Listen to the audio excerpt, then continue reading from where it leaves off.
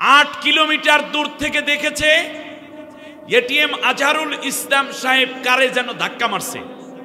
সেই সিদ্ধান্ত দিয়ে 8 কিলোমিটার দূরে 5 কিলোমিটার দূর থেকে এক মহিলা দেখেছে, সেই সাক্ষ্য ট্রাইব্যুনালে দিয়েছে। সেই কারণে তাকে ফাঁসির রায় দিয়ে এখনো পর্যন্ত জেলে আটকাই রেখেছে। অথচ বাংলাদেশ থেকে স্বৈরাচার পালিয়ে গেল, দুরাচার পালিয়ে গেল, এখনো পর্যন্ত এটিএম আজহার কেন জেলে? জাতিটা জানতে চায়, ঠিক কিনা বলে? এগুলো কি?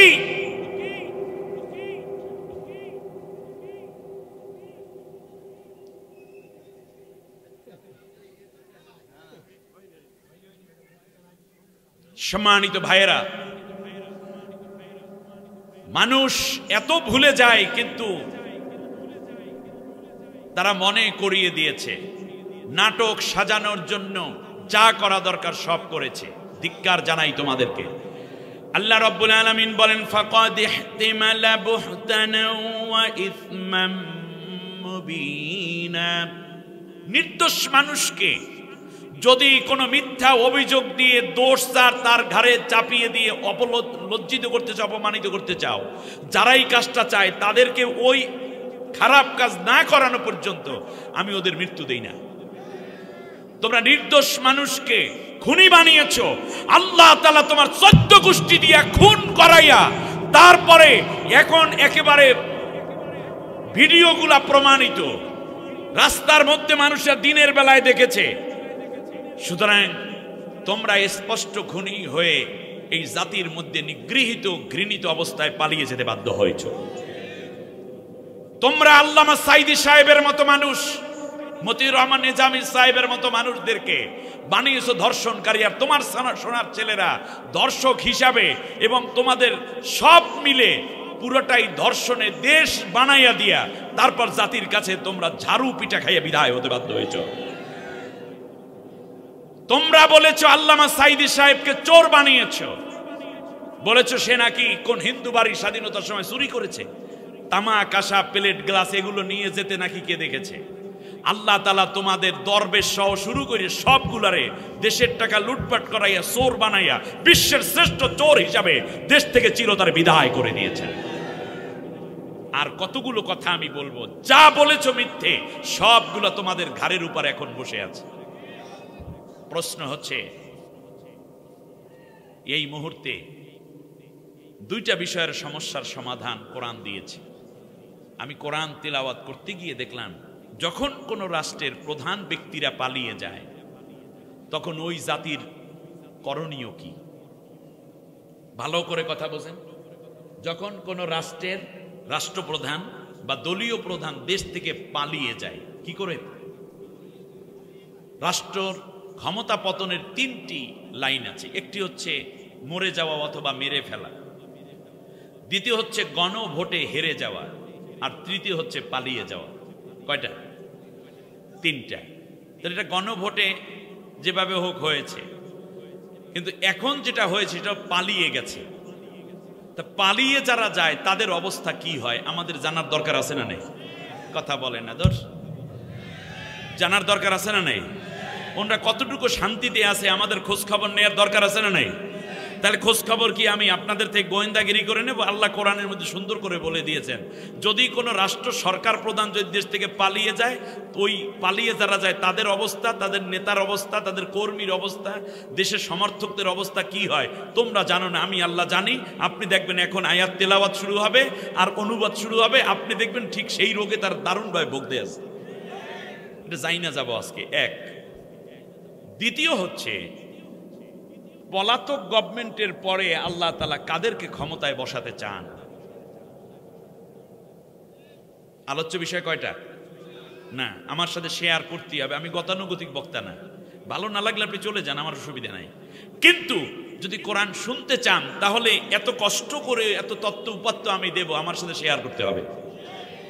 1 নম্বরে আমরা জানবো পলাতক যারা হয় তাদের অবস্থা কি, পরিণতি কি, পরিণাম কি, এটা জানবো। তাতে করে যারা পালাইয়ে গেছেন ওনাদেরও উপকার হবে যে আমরা এই সমস্যার সম্মুখীন হতে যাচ্ছি, কেউ ঠেকাইতে পারবে না। এক। দ্বিতীয় হচ্ছে পলাতক একটি রাষ্ট্রপ্রধানের পরে ওই রাষ্ট্রে আল্লাহ কাদেরকে ক্ষমতায় দিবেন, তার কারণ পলাইতেও বাধ্য করেন যিনি, তার নাম কি? আল্লাহ। পলাইছে আমার কষ্টটা অন্য জায়গায়, যাওয়ার সময় দুগ্গ ভাত খাইয়াও যাইতে পারেনি, রান্না বান্না করছে মাইয়াডাই, কিন্তু খাইতে পারে নাই। 41 সাল পর্যন্ত থাকার আকাঙ্ক্ষা, রাখার মালিক কে? আপনারা বলতেই পারেন না মিয়া, রাখার মালিক কে? সুতরাং আল্লাহ রব্বুল আলামিনের জমিনে বসে ক্ষমতা নিয়ে কেউ যদি টালবাহানা করে, উল্টা পাল্টা করে, আল্লাহ এক থাপ্পড় মেরে পাঠাই দেয়, দেরি সময় লাগে না, ঠিক না বল? কিন্তু আল্লাহর এক ওলির কথা খুব মনে পড়েছে। আজ থেকে 26 বছর আগে তিনি বলেছেন, গাছের গোড়া ধরে মুসলমানেরা নারা দিবে, দিল্লি গিয়ে মামা বাড়ি পড়বা, ঠিক ওখানে পড়লে কেমনে? আমি সেই চিন্তাটা করি, ঠিক না বলেন? শুধু তাই না, আল্লামা সাইদি সাহেব নওয়ারাল্লাহু মারকাদা তিনি বললেন যে পালাবার জন্য এমন সময় আসবে, পালাবার জন্য ইঁদুরের গর্ত খুঁজে পাবা না। ইঁদুরের গর্ত পায় নাই, ঠিক না? শুধু তাই না, এখনো বলতেছেন ওরা চট করে চলে আসবে। আপনাদের এই যশোরের এদিক দিয়ে নাকি ঢুকবে শুনলাম, এই বাম পাশে এই দিক দিয়ে ঢুকবে নাকি? আপা আপনার ঢোকার দরকার নেই, আপনি কোন জায়গায় আছেন বলেন, এই দেশের ছেলেরা আপনাকে নিয়ে আসতে চায়। তার কারণ 2006 সালের 28 অক্টোবরে লগি বৈঠা দিয়ে রাজপথে শত শত মানুষকে পিটিয়ে হত্যা করে তার উপর নৃত্য করার দৃশ্যের যে বিচার সেটা বাকি আছে, এটা করার জন্য আপনাকে দেশে আনতে হবে। পিলখানা হত্যার বিচারের জন্য আপনাকে দেশে আনতে হবে। হেফাজতে ইসলামের মানুষদেরকে, হাফেজ সাহেবদেরকে নির্বিচারে রাতে লাইট বন্ধ করে দিয়ে, মিডিয়া বন্ধ করে দিয়ে, ব্রাশ ফায়ার করে যে হত্যা করেছেন, সেই হত্যার বিচারের জন্য আপনাকে দেশে আনতে হবে। আপনি আসবেন না মানে আপনাকে আসতেই হবে। শেষ পর্যন্ত জুলাই আগস্টের হত্যাকাণ্ডে আপনি যে নৃশংসতা দেখিয়েছেন, সেই বিচার কার্য পরিচালনা করার জন্য আপনাকে দেশে আসতে হবে। আপনার প্রেতাত্মাদেরকে সহ প্রকাশ্যে ফাঁসি দিয়ে এই জাতি বিচার করার মাধ্যমে তাদের কলিজা ঠান্ডা করতে চায়।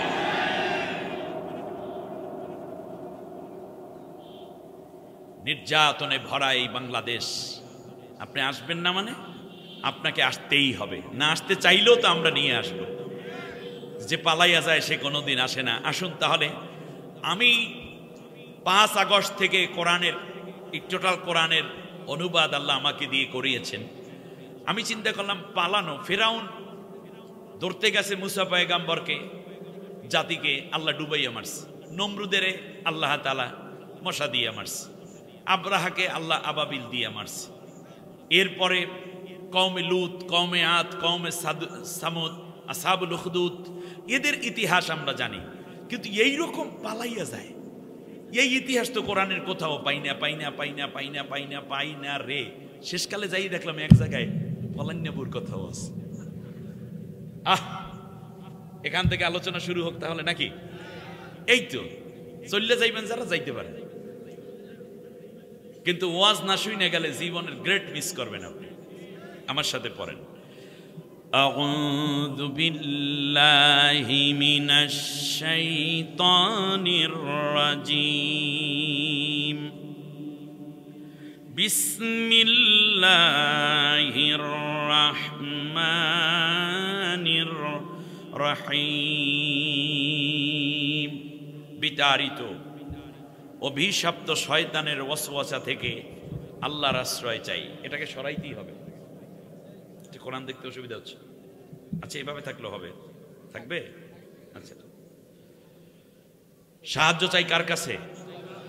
এই চারদিকে শয়তান গুরগুর করতেছে, আপনারা বলতেছে রাত কয়টা খেয়াল করছো? এত ওয়াজ শূন্য লাভ আছে, তুই বেচতে যাই করবি কি? এই জন্য শয়তান ধরার একটা অভিযান চলতেছে, devil hunt, operation devil hunt. স্বরাষ্ট্র উপদেষ্টা বলছে যতদিন শয়তান ধরা শেষ না হয় ততদিন পর্যন্ত এই অভিযান চলবে। কিন্তু আমার কথা হইল যে আপনার চারিপাশে যে শয়তান বসা আমরা দেখতেছি, ওগুলো ধরবে কিনা? ঠিক না? সব শয়তান ধরতে হবে ইনশা। শয়তান দুই প্রকার, মিনাল জিন্নাতি ওয়ান নাস। এই মানুষ শয়তানগুলাই বেশি ঝামেলা করতেছে। এই আউযুবিল্লাহ পড়লে, আয়াতুল কুরসি পড়লে, সূরা ইখলাস, ফালাক, নাস পড়লে ওই শয়তান চইলা যায়, জিন শয়তান। কিন্তু মানুষ সন্তান চারপাশ থেকে সরতেই চায় না। অতএব মানুষ শয়তানগুলোকেও ধরতে হবে ইনশাআল্লাহ। শয়তান মোটামুটি বড়ডারে সাইজ হইতে আছে। আমরা যখন হজ করতে গেলাম তখন মনে পড়ে আপনারা 8 তারিখে ছিলাম আমরা মিনায়, ঠিক না হাফেজ সাহেব, হাজী সাহেবরা? মিনায় 9 তারিখ সকালবেলা চলে গেছি কোথায়? আরাফাতে, রাইট। আরাফাত থেকে সূর্য ডোবার পরে রওনা হয়ে হাঁটতে হাঁটতে চলে গেছিলাম কোথায়? মুজদালিফায়। এই যে একটু সবক নিলাম আর কি, মানে পড়াটা। মুজদালিফায় রাত্রে যাপন কইরা শয়তানের ঢিল মারবো বলে পাথর জোগাড় করছি, ঠিক না? এরপরে ফজরের নামাজ যখন আমরা পড়লাম মুজদালিফায়, তারপরে সূর্য ওঠার আগেই রওনা হয়ে চলে গেলাম কোথায়? জামারাতে। জামারাতে গিয়ে প্রথম যেই দিন ঢিল মারছি, মানে পাথর মারছি, সেইটা কয়টা শয়তানকে? একটা শয়তানকে। সেই শয়তানটার নাম কি? বড় শয়তান। এইটাই নামটা ভালো হয়েছে, বড় শয়তান। বড় শয়তানকে মেরে আমরা বিনায় চলে গেছি। এইদিকে কোরবানি হয়ে গেছে। কোরবানি হওয়ার পরে যখন খবর আসছে, অথবা নিজের কোরবানি নিজে দিয়ে, তারপরে আমরা মাথা কামাইয়ে ফেলাইছি। তারপরে ড্রেস, ইহরামের কাপড় খুলে স্বাভাবিক ড্রেস পরেছি, ঠিক না? তা প্রথম মারে কোনটারে? ধর কথা কয় না, আমার বিরক্ত করবেন না। আমি এতগুলো কথা বলি, আমরা বড় ছোটটা বলতে অসুবিধা কেন? বলেন কোন শয়তান? আরো জোরে। বড়টা। পরের দিন সকালবেলা শয়তান কিন্তু 3টা, বড়, মাজ্জা, ছোট। পরের দিন সকালবেলা হইতে শুরু হয় বড়টারে মারান একেবারে ছোটটা থেকে। ছোটটা থেকে, রাইট। ছোটটা, মেজোটা, বড়টা। পরের দিনও ছোটটা, বড়টা, ছোটটা, মেজোটা, বড়টা। তাহলে মনে রাখবেন, বড় যেইগুলা ছিল ওইগুলো প্রথম দিকে ধরা পড়ে গেছে। এখন শুরু হয়েছে কোনটা থেকে? এই সিঙ্গারা আর সামুসা খাওয়া নেতা যারা রাস্তার পাশে দাঁড়াইয়া স্বপ্নে দেখেন আবার ববুজান আসিবে, এই জন্য ডেভিল হান্ট শুরু হয়েছে, ঠিক কিনা বলেন? সামনে অবস্থা আরো খারাপ আছে। আমি কিন্তু আপনাদের খুব ভালো মহব্বতের হুজুর, এই জন্য আপনারা বাঁচবেন কেমনে এই কথাও আজকে তাফসিরের মধ্যে আছে। অতএব যারা কালাকোট নিয়ে এতদিন ঘুরছেন আর মোস্তানি করছেন তারা বইসা পড়েন, কারণ আপনার বাঁচার ঔষধ আল্লাহ কোরআনের মধ্যে দিয়েছেন। এই লাইনে না ঢুকলে আপনার অবস্থা খারাপ, কিচ্ছু করার নাই। আল্লাহ কোরআনে বলেছেন নতুন বাংলাদেশ নতুন দিকে যাবে, আগের মতো আর হবে না ইনশাআল্লাহ। ওয়া ইন্না ইউনুস লামিনাল মুরসালিন إذ أبق إلى الفلك المشحون فساهم فكان من المدحضين فالتقمه الحوت وهو مليم فلولا أنه كان من المسبحين للبث في بطنه إلى يوم يبعثون إلى آخر آية। অর্থ হচ্ছে স্মরণ করো আমার সেই নবীজির কথা, সেই নবীর কথা যে জাতির লোককে রেখে পালাইয়া গেছিল। সুবহানাল্লাহ। মরা মানুষের সামনে ওয়াজ করা যায়? এতক্ষণে তো আল্লাহু আকবার বলে লাফ দিয়ে ওঠার কথা। ইউনুস তিনি ছিলেন আমার রসূলদের মধ্যেই একজন।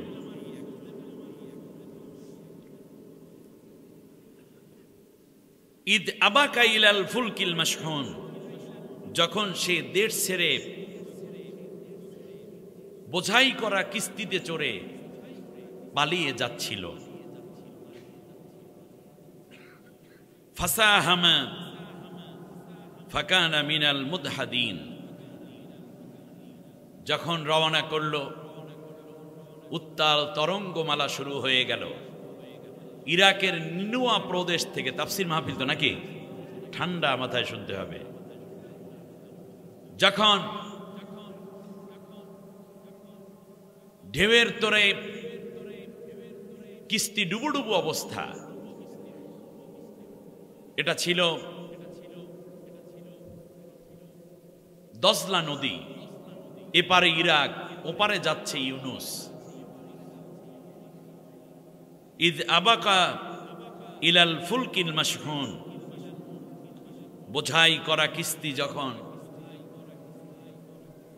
ঢেউয়ের কারণে ডুবে যাওয়ার উপক্রম হলো, ফাসাহামা ফাকানা মিনাল মুদহাদিন, সাথে সাথে নৌকার ম্যানেজার মাঝি বলল যে একটা কাজ করো, সেটা হচ্ছে লটারি করো। লটারি করা হলো, 3 বার লটারি করলো, 3 বার ইউনুসের নামই উঠল, কারণ সে দেশ ছাইরা পালাইতেছে, এইটা একটা অপরাধ।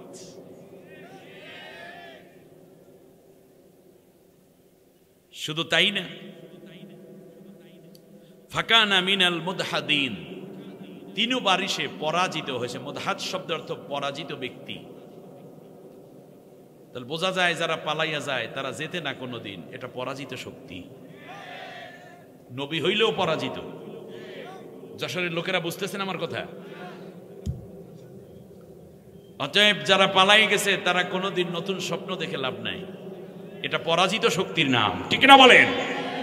আরে নবী নিজেই তো পরাজিত শক্তি হয়ে গেছে, আপনারা তো সলিমদ্দি কলিমদ্দি। ফালতাকামাহুল হুত ওয়া হুয়া মুলিম। আল্লাহ তাআলা বলেন ইউনুসকে ধরে ফেলে দেয়া হচ্ছে সাগরের মধ্যে। যেখান দিয়ে ফেলবে সেখানে দেখে বিশাল এক মাছ হা করে আছে। ইউনুস আলাইহিস সালামের দৈর্ঘ্য হচ্ছে, লম্বা তার কবর মাপা হয়েছে ৬২ হাত। কয় হাত? ৩১ গজ, ৬২ হাত লম্বা। এই মানুষটারে গিলে ফেলবে যে এই মাছটা কত বড়।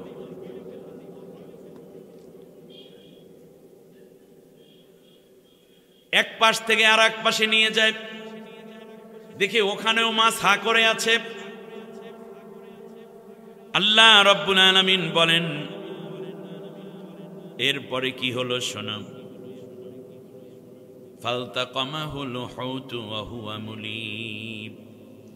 শেষ পর্যন্ত যখন ইউনুসকে ফেলিয়ে দিল, মাছ সাথে সাথে তাকে খাদ্য হিসাবে গিলে ফেলল। মাছের পেটে যাওয়ার পরে ইউনুস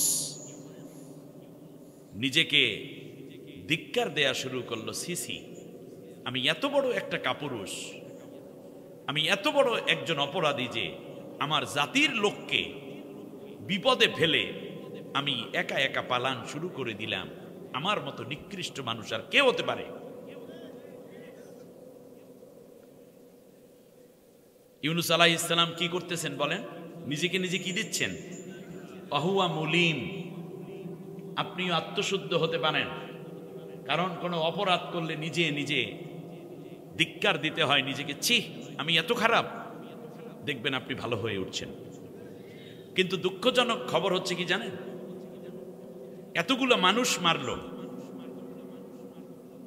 ১.৫ লক্ষ কোটি টাকা বিদেশে পাচার করলো, গুম করলো, আয়না ঘর বানালো, মানুষ হত্যা করে আগুনে পোড়ালো,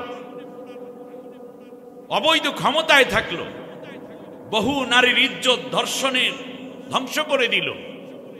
এরপরেও বলতেছে আমার দোষটা কি? মনে হয় যেন মঙ্গল গ্রহ থেকে মাত্র পড়ছে। আমার দোষটা কি? আপনি খেয়াল করুন, আমার দিকে তাকান, ভালো করে কান খাড়া করে কোরআনের কথা নিতে হবে। আমি প্রতিদিন তো আর ওয়াজ করতে আসতে পারবো না। 1 বছর ওয়াজ করবো, আপনারা সারা জীবন যেন এটা আমলে নিতে পারেন।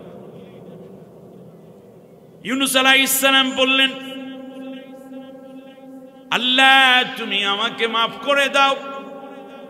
জাতির লোককে রাইখা কি কোনো ভালো মানুষ পালাতে পারে? কোনো নেতা কি কোনোদিনও পালাতে পারে? যারা পালাইয়া যায় তারা তো পরাজিত শক্তি হয়ে যায়, তুমি আমারে মাফ করে দাও। আল্লাহ রাব্বুল আলামিন বলেন, শোনো, ফালাউলা আন্নাহু কানা মিনাল মুসাব্বিহিন, আমার ইউনুস যদি মাছের পেটের মধ্যে গিয়ে নিজের ভুল বুঝে আমি আল্লাহর কাছে ক্ষমা করে তাসবিহ না পড়ত, তাহলে কি করতাম জানো? লালাবাথা ফি বাতনিহি ইলা ইয়াউমি ইউবআসুন। খেয়াল করুন, আল্লাহর কথার রং ঢং, দৃষ্টিভঙ্গি, ছন্দ এবং মাহাত্ম্য, মাধুর্যকে আপনার অনুধাবন করতে হবে। আল্লাহ রাব্বুল আলামিন বলেন, ফালাউলা আন্নাহু কানা মিনাল মুসাব্বিহিন, যেই মাছটাকে গিলে ফেলল, সেই মাছের পেটের মধ্যে গিয়ে ইউনুস যেমন একদিকে অনুশোচনা করল, নিজেকে নিজে ধিক্কার দিল, আত্মসমালোচনা করল, ঠিক তার পাশাপাশি আমি আল্লাহ রাব্বুল আলামিনের প্রশংসাও শুরু করে দিল।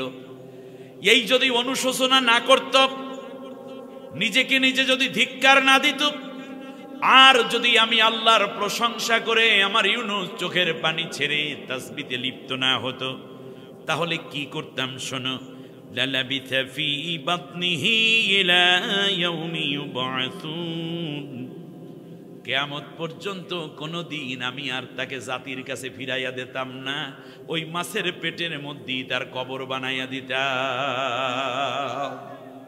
তাহলে বোঝা যায়, যদি অন্যায় করার পরে অনুশোচনা করে, শুনতেছেন আপনারা, পালাইয়াও যদি কেউ যায়, তারপর যদি সে অনুশোচনা করে, নিজেকে নিজে ধিক্কার দেয়, আর যদি আল্লাহর তাসবিহ তাহলিল শুরু করে, তাহলে আল্লাহ তাআলা তাকে ফিরাইয়া দেন। আর যদি কেউ এই তিনটি কাজ না করে, তাহলে আল্লাহ তাআলা বলছেন কিয়ামত পর্যন্ত আমি মাছের পেটের মধ্যে রেখে দেব। এর মানে হচ্ছে কিয়ামত পর্যন্ত আর জাতির কাছে ফিরাই আনবো না। অতএব যেহেতু তোমাদের প্রভু এই তিন কাজের এক কাজও করে নাই, কিয়ামত হয়ে যাবে, কিন্তু প্রভু won't come back in Bangladesh ইনশাআল্লাহ। ক্লিয়ার কথা, এটা কোরআনের কথা। কোনদিন আসিবে না আর ফিরে কোনদিন। তোমরা এখন ডুগডুগি বাজাইতে পারো, কিন্তু কি করিতে হইবে সেই কথা আমি একটু পরে বলিব ইনশাআল্লাহ।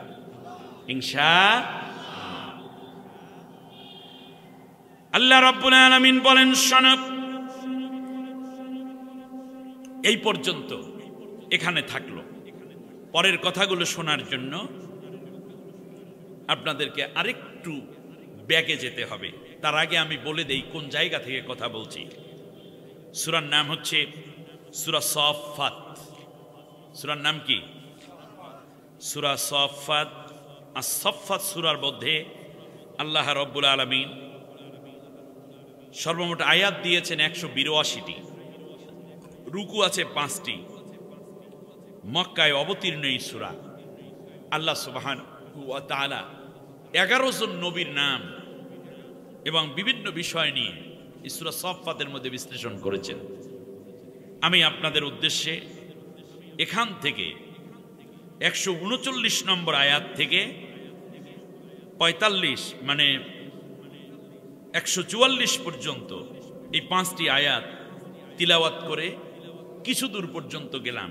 বাকি কথাগুলো আস্তে আস্তে বলবো ইনশাআল্লাহ। এখন ইউনুস আলাইহিস সালাম যে গেলেন, আল্লাহ সুবহানাহু ওয়া তাআলা বলছেন শুধুমাত্র এখানেই নয়, আরো ঘটনা আছে। আমার ইউনুসকে যখন ফেলে দেয়া হয়েছে তখন সে 4টা অন্ধকারের মধ্যে ছিল। কয়টা অন্ধকার? 4টা অন্ধকার। 1 নম্বর হলো অন্ধকার, ওই রাতটা ছিল অমাবস্যার রাত। কি রাত?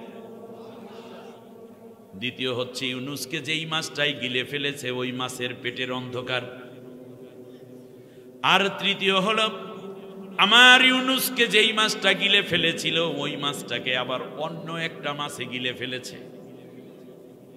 ৬২ হাত একটা মানুষের খায় যেই মাছটা, সেই মাছটা কত লম্বা, ওই মাছটাকে আবার খেতে পারে, সেই মাছটা কত বড় আছে ওই সমুদ্রের মধ্যে, একটু চিন্তা করে। এত বড় প্রাণী আছে না নেই? আচ্ছা, এ হলো ৩টা অন্ধকার। আর চতুর্থ অন্ধকার হলো সমুদ্রের তলদেশের অন্ধকার। ইউনুস আলাইহিস সালামকে যখন মাছে গিলে ফেলল, ওই মাছ যখন অন্য একটা মাছে গিলে ফেলল, সমুদ্রের পানি ৩টা স্তর আপনারা জানেন। উপরের স্তরে ঢেউ হয়, মাঝের স্তরে হয় স্রোত, আর শেষের স্তর থাকে স্থির। বড় বড় প্রাণীগুলো আশ্রয় নেয়ার জন্য ওই তলদেশে গিয়ে একেবারে থেমে যায়। ক্ষুধা লাগলে উপরের দিকে উঠে, আর না হয় ওখানেই তারা অবস্থান করে একেবারে তলদেশে, শত শত হাত গভীর নিচে। ইউনুস আলাইহিস সালাম যখন এই মাছের পেটের মধ্যে চলে গেলেন আল্লাহর হুকুমে, ইউনুস পয়গম্বর মাছের পেটের মধ্যে বসে শুনতে পেলেন সমুদ্রের গহীন তলদেশ নাকি, তা তো তার খেয়াল নাই। অন্ধকার আর অন্ধকার, কিচ্ছু দেখে না।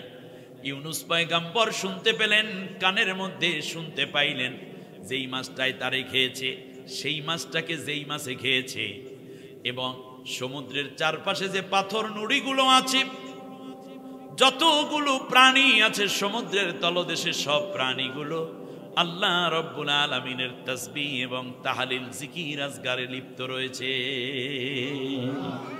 ইউসাব্বিহু লিল্লাহি মা ফিস সামাওয়াতি ওয়াল আরদ, আসমান জমিন কিংবা সমুদ্রের তলদেশ মাটির গহীনে যা আছে সব কিছু আমি আল্লাহ রব্বুল আলামিনের তাসবিতে লিপ্ত রয়েছে। ইউনুস আলাইহিস সালাম মহা বিপদের মধ্যে পড়ে আল্লাহ রব্বুল আলামিনের কাছে নিজেও দোয়া পড়া শুরু করে দিলেন। আমার আল্লাহ কোরআনের মধ্যে যেটা বলেছেন সূরা আম্বিয়ার ৮৮ নম্বর আয়াত, ওয়াযান্নুন, মা চলার কথা মনে করো, ইয যাহাবা মুগাদিবান, রাগ করে যখন জাতির মধ্য থেকে পালানো শুরু করে দিল, ফাযান্না আন লান নাকদির আলাইহি ফানাদা ফিজ যুলুমাত, যখন সে মনে মনে ভেবেছিল আমি পালাইয়ে গেলে মনে হয় বেঁচে যাব, কিন্তু সে জানে না পৃথিবীর কোথাও লুকানোর জায়গা নাই। যদি আমাকে আমার হুকুমের বাইরে চলে যাও, যেখানেই পালাও না কেন, আমি আল্লাহ তাকে ধরে নিয়ে আসি। পালাবি কোথায় যাইয়া রে মানুষ, পালাবি কোথায় যাইয়া, আজরাইল আসিয়া রে যেদিন, জান্নি বেকারিয়া রে, পালাবি কোথায় যাইয়া। কি পালানো শেষ নাকি? আনা যাবে না? কথা বলে না, আনা যাবে কি না? আপনার বাবার হত্যাকারীদেরকে ধরে ধরে এনে আপনি নিজে জবা দিয়েছেন, এরকম রিপোর্ট আছে। আর আপনি ওখানে থাকবেন আর এখানে আপনাকে ধরা যাবে না, এই চিন্তা আপনি কইরেন না। তবে ভারতের জন্য আফসোস হয়, এত বড় একটি রাষ্ট্র, আমার বন্ধু প্রতিম পরিচিতি দানকারী এই দেশটি, আমার দেশের সবচেয়ে বড় স্বৈর শাসক, অবৈধ ক্ষমতাধারী, দেশের অর্থ লুটপাটকারী, পাচারকারী, খুনি, সন্ত্রাসী, আয়নাঘর বানানোকারী, গণতন্ত্র হত্যাকারী, ইসলামের বিরুদ্ধে চূড়ান্ত এক দুশ্মন নারী, তাকে আমার দেশের বিপরীতে 18 কোটি মানুষের কলিজায় আঘাতকারী নারীকে আপনারা আপনার দেশে জায়গা দেওয়ার মাধ্যমে আপনি বুঝিয়ে দিয়েছেন, ভারত আপনি বাংলাদেশের চূড়ান্ত ভাবে ক্ষতি চান, ভালো চান না, বাংলাদেশের মানুষকে আপনি মোটেও ভালোবাসেন না।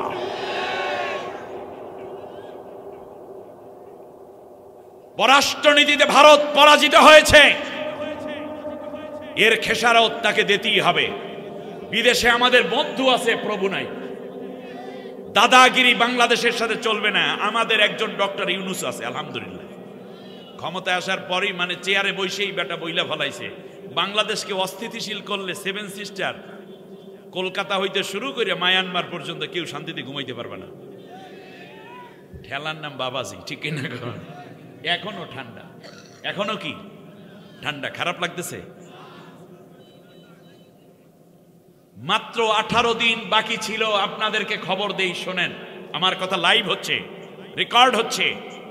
18 দিন পরে 5 আগস্ট থেকে নিয়ে 18 আর 5 23 আগস্টে একটা প্রোগ্রাম হওয়ার কথা ছিল রাষ্ট্রীয় ভারতের সাথে।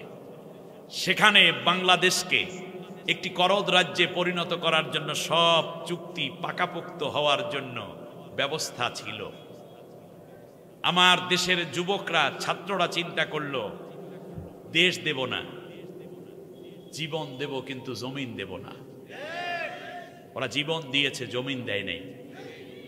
নতুন করে আবার চোখ রাঙানি শুরু করেছে। আর আমার দেশে থাকা কিছু দালাল, রয়ের দালাল, ভারতের দালাল এখনো বাংলাদেশে বসে স্বপ্ন দেখে ওনারা আবার নাকি ক্ষমতায় আসিবে। গুজাস্ত ফের জামানা আতা নেহি, ওইটা হবে না।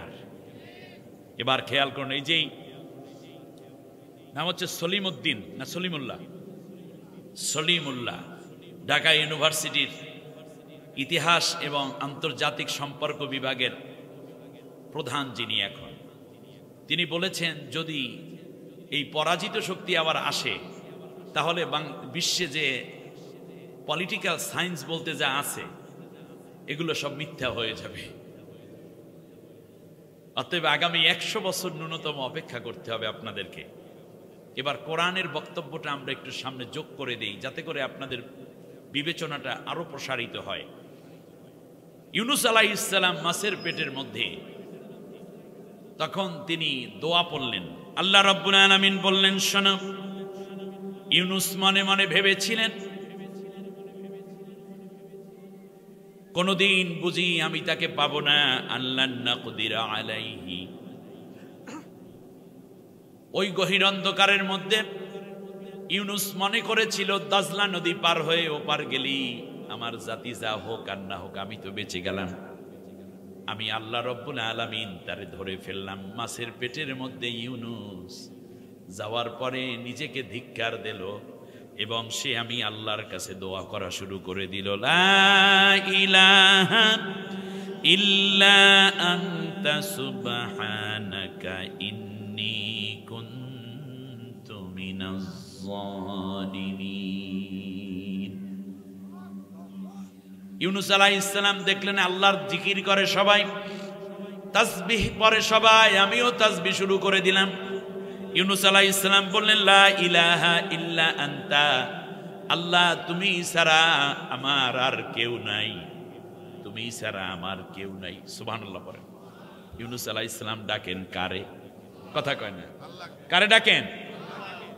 আর ইউনুস আলাইহিস সালাম আল্লাহকে ডাক দিলেন, সুবহানাকা, আল্লাহ তুমি সব ধরনের দুর্বলতা অক্ষমতা মুক্ত, তুমি হলা পবিত্র। ইন্নী কুনতু মিনাজ জালিমিন, আল্লাহ আমি নিজের উপরে নিজে জুলুম করে ফেলেছি, তুমি আমারে মাফ করে দাও। এবার খেয়াল করুন, ইউনুস আলাইহিস সালাম নিজে মুলিম হলেন, মানে আত্মসমালোচনা করলেন, নিজেকে নিজে ধিক্কার দিলেন, নিজেকে নিজে জালেম বললেন। আল্লাহু আকবার! তিনি কি জুলুম করছেন? দেশের টাকা বিদেশে নিয়ে গেছেন, কথা বলে না। অবৈধভাবে কি ইরাকে শাসন করছেন তিনি? না। এমন কি কাউরে মাইরে গেছে? কিছুই করে নাই, একা একা চলে গেছে। সেই কারণে যেহেতু আল্লাহর অনুমতি ছাড়া চলে গেছে নবী, দ্বিতীয় হচ্ছে জাতির লোকদেরকে দাওয়াতি কাজ না করে তিনি আত্মরক্ষা করে চলে গেছেন, এইটা হলো জুলুম। এইটাকে তিনি জুলুম মনে করলেন। আর এই কারণে তিনি বললেন, আল্লাহ আমি তো জালেমদের অন্তর্ভুক্ত হয়ে গেছি। আল্লাহ রাব্বুল আলামিন বললেন, ইউনুস রে, তুমি যেহেতু আমি আল্লাহর কাছে এইভাবে ক্ষমা চাইতেছো, এই জন্য আমি আল্লাহ তোমাকে একটা সুযোগ দান করে দিলাম। এখন আল্লাহ রাব্বুল আলামিন ইউনুস আলাইহিস সালাম মাছের পেটে, সেই মাছ আর এক মাছে খাইছে, সমুদ্রের তলদেশে বইয়া ডাকে, আর আরশের মালিক জবাব দেয়। ফাস্তাজাবনা লাহু ওয়া নাজ্জাইনাহু মিনাল গাম্মি ওয়া কাযালিকা নুনজিল মুমিনিন। আল্লাহু আকবার। আমি ইউনুসের ডাকে সাড়া দিলাম।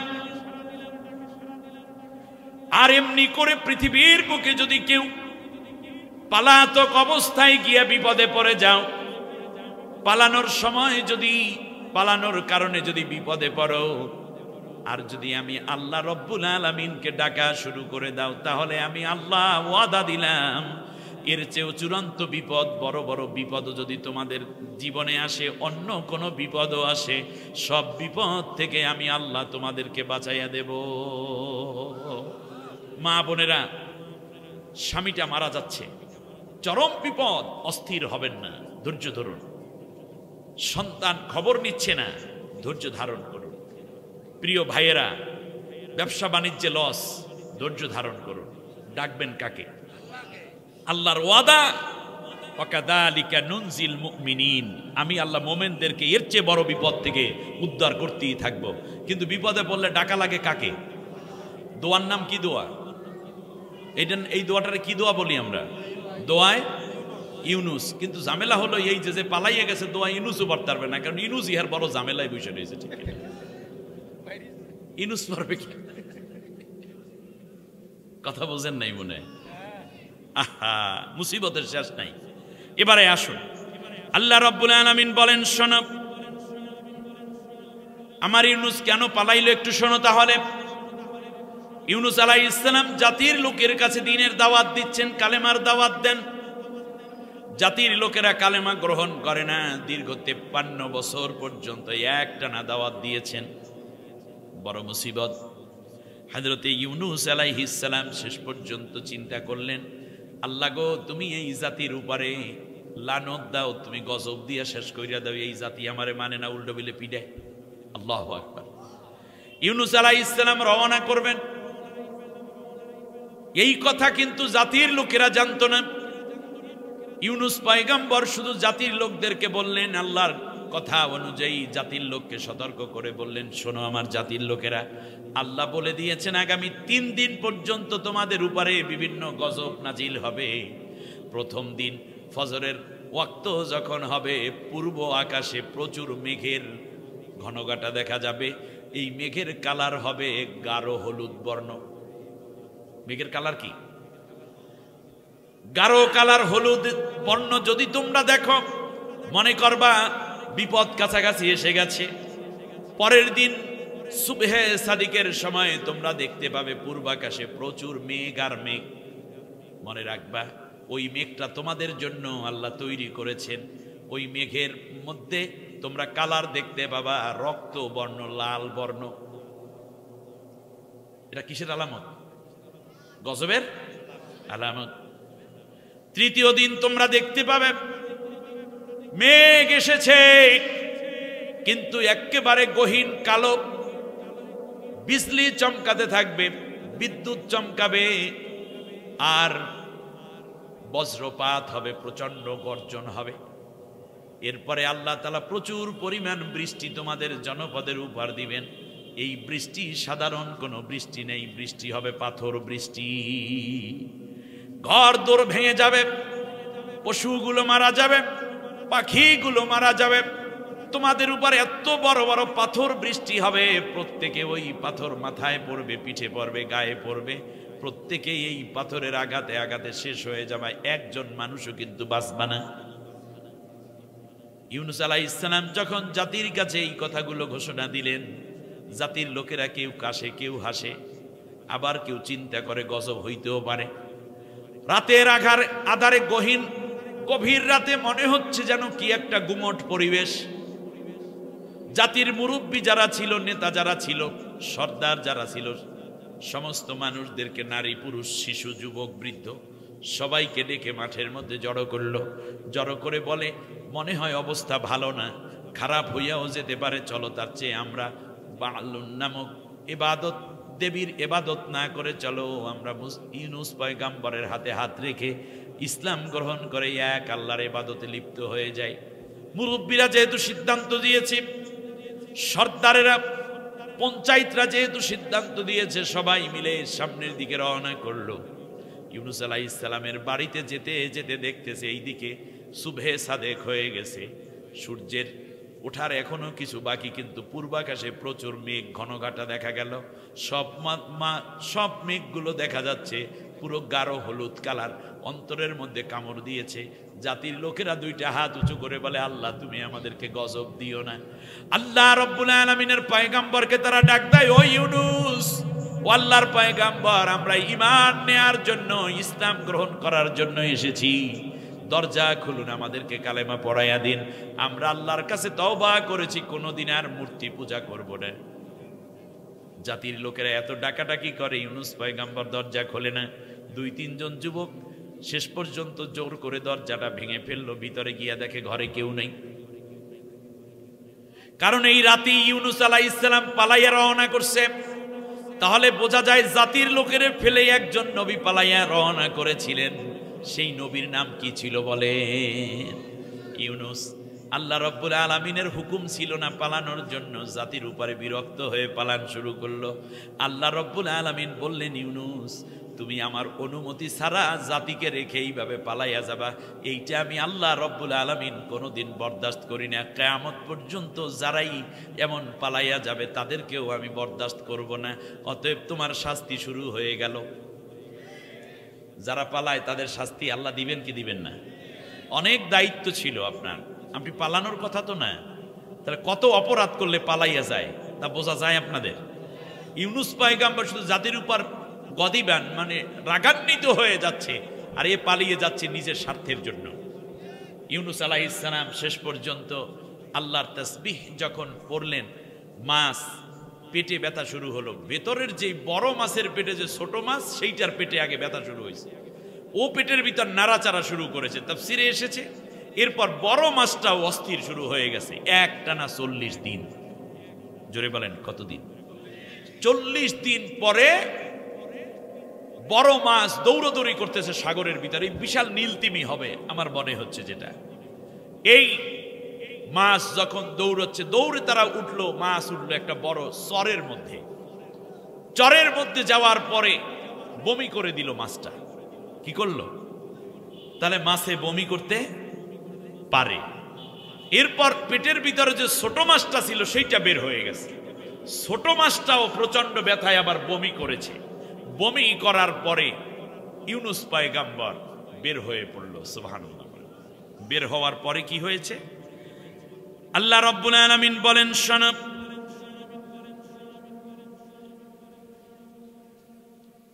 ফানাবাদনাহু বিলআরাই ওয়া হুয়া সাকিম। যখন ইউনুস, আমার ইউনুসকে ফেলে দেয়া হলো, মাছটা যখন মুখ দিয়ে তাকে ফেলে দিল, তখন আমার ইউনুস ছিল প্রচন্ড দুর্বল। শরীরের মধ্যে কোনো এক বিন্দু শক্তি ছিল না। মরা, প্রায় আধা মরা মানুষের মতো পড়ে রইল। ওয়াহুয়া সাকিম। তাহলে বোঝা যায়, যদি কেউ পালিয়ে যায়, সে যদি ফিরে আসে, আগের মতো শক্তিমত্তা নিয়ে আসতে পারে না, প্রচন্ড দুর্বল হয়ে আসে। ঠিক না বলেন? না, আপনারা বুঝেই না, মুশকিল। পিসের মানুষে কিছু বোঝেই নেই। বোঝা গেছে? মাইরা ফালামু, কাটতে ফালামু, খাইয়া ফালামু, দেখাইয়া দেব, পাও কাটতে হাতে ধরাইয়া দেব, এইসব শক্তি আর তাদের থাকতো না। ঠিক না? আসবে কি অবস্থায়? দুর্বল অবস্থায়। আমার কথা না আল্লাহর কথা। ওয়াহুয়া সাকিম।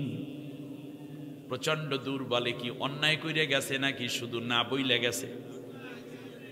শুধু না বইলে যাওয়ার কারণে যদি দুর্বল হইয়া আসতে হয়, তাহলে যারা অন্যায় করে গেছে তারা 1 নম্বরে আসতে পারবে না। আসলেও শক্তি তো দূরের কথা, নিজের নাম নিয়ে আর আসতে পারবে না, তাহলেও মানুষে ঝাঁটা করবে। ইউনুস আলাইহিস সালাম কতদিন ছিলেন?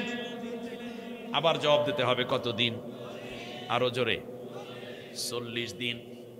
তাহলে বোঝা যায়, যদি কাউরে আল্লাহ ফিরাইয়া আনে পালাইয়া যাওয়ার পরে কয়দিনের মধ্যে ব্যাক করান, গেছে কয়দিন হয়? 40-এর বেশি হইয়া গেছে কিনা? বেশি হইয়া গেছে। অতএব ফেরার সম্ভাবনা ইলা ইয়াউমি ইউবআসুন। যদি তওবা না করে তাহলে ফিরে আসা সম্ভব না। কিন্তু তওবা করবে কেমনে সেইটা আল্লাহ বলছেন এখানে। এক। দ্বিতীয় কথা হচ্ছে, আমি আপনাদেরকে একটা কথা বলি, সেটা হচ্ছে তিনি অনেক নির্দোষ মানুষকে হত্যা করে গেছেন, ঠিক কিনা বলেন? কে বাঁচি কে মরি জানি না, ইতিহাস সাক্ষী থাকুক। যারা এই হত্যাকাণ্ডের সাথে জড়িত, গণহত্যার সাথে জড়িত, দেশের আলেমদের হত্যার সাথে যারা জড়িত, হাফেজদেরকে হত্যার সাথে যারা জড়িত, নির্দোষ মানুষকে যারা হত্যার সাথে জড়িত, তারা মরবে ঠিকই। মরার আগে মনে রাখবেন, পাগল হয়ে মরবে। তাদের জানাজা হওয়া সম্ভব আছে কিনা আমরা সন্দেহ পোষণ করছি। শুনুন, মাছ এমন এক প্রাণী যে খাইতে পারে আবার বমিও। কিন্তু আমার কাছে বড় আশঙ্কা হয় তিনি এমন এক প্রাণীর পেটে চলে গেছেন, নাম হইছে কচ্ছপ। কারণ ওই জাতিরে কচ্ছপ বেশি খায়। কচ্ছপের একটা অভ্যাস আছে, একবার গিলে ফেললে সে জীবনে যা খাইছে ও আর বের করতে পারে না। মহা মুশকিল। এবারে আসেন না, সামনে যাই। আল্লাহ রাব্বুল আলামিন বলেন, শোনো, আমি আমার ইউনুসকে ফিরাইয়া দিলাম কোথায়? শোনো, ওয়া আমবাতনা আলাইহি শাজারাতাম মিন ইয়াকতিন। আল্লাহু আকবার। আমি আল্লাহ এই পলাতক ইউনুস পয়গাম্বরকে, ইউনুস পয়গাম্বর আবার বলছি মহা সম্মানিত এক নবী, তাকে 40 দিন পর আমি ফিরাইয়া দিলাম। কই? রাজপ্রাসাদে, গণভবনে, বঙ্গভবনে, সচিবালয়ে, নিজের বাড়িতে, সুধা সদনে না। কোথায়? আল্লাহ বলছেন, وَأَنبَتْنَا عَلَيْهِ شَجَرَةً مِّن يَقْطِينٍ। ইয়াকতিন শব্দের অর্থ দুইটা গাছকে বোঝানো হয়েছে তাফসীরের চেয়ে। একটা হলো কদু গাছ, কদু গাছ চেনেন আপনারা? লাউ গাছ। আরেকটা হলো শশা গাছ। এই শশা গাছের নিচে, চরের মধ্যে শশা গাছ হইল কেমন? আল্লাহর কুদরত, তাড়াতাড়ি করে আল্লাহ কি বানাই দিলেন, একটা ছাউনি বানাই দিলেন। সুন্দর কথা বলছেন, ছাউনি বানিয়ে দিলেন। ওটা ছিল কি গাছ? কদু গাছ, লাউ গাছ, অথবা আর একটা রিওয়ায়াত আছে কি শশা গাছ। তাহলে বলুন তো দেখি আপনারা, একদিকে সে দুর্বল, আর একদিকে তারে আল্লাহ শোয়াইয়া রাখছে কোন গাছের নিচে? অতএব বোঝা যায় যারা একবার পালাইয়া যায় তারা নতুন করে ফিরে আসলে আর কোনোদিন বিল্ডিং এর মধ্যে তাদের জায়গা হয় না, তাদের জায়গা হয় গাছতলায়।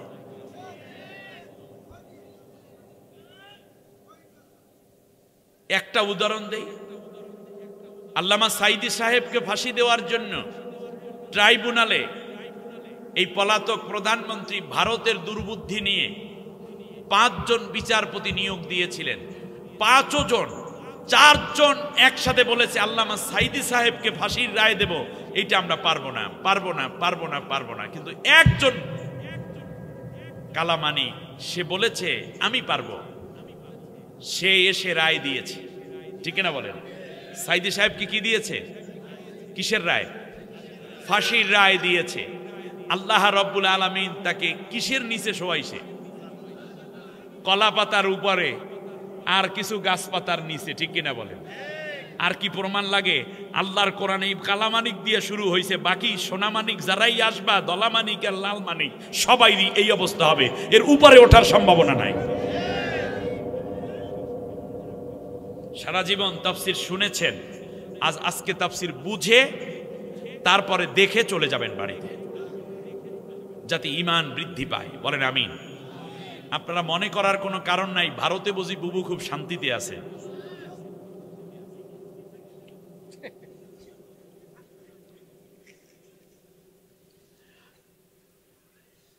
আমার চাইতে বেশি বুঝলে তাফসীর করা যাবে না। আমি যেই পর্যন্ত যাই ওই পর্যন্ত থাকে।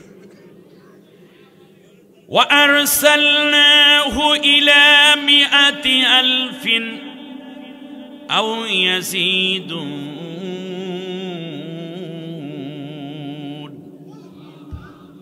কার কথা? সূরা আস-সাফফাত 139 থেকে 148 পর্যন্ত পড়বেন, পেয়ে যাবেন।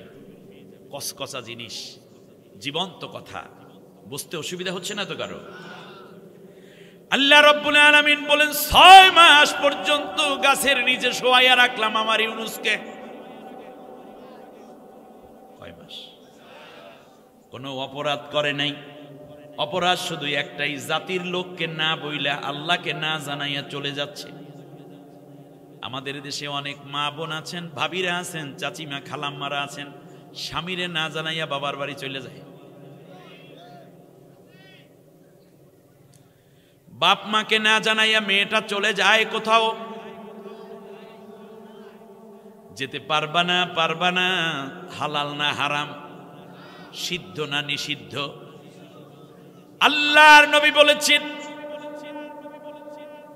রুমের মধ্যে ঘরের মধ্যেও যদি হয় স্বামী এক রুমে, স্ত্রী যদি আর এক রুমে ঘুমায় বিনা অনুমতিতে।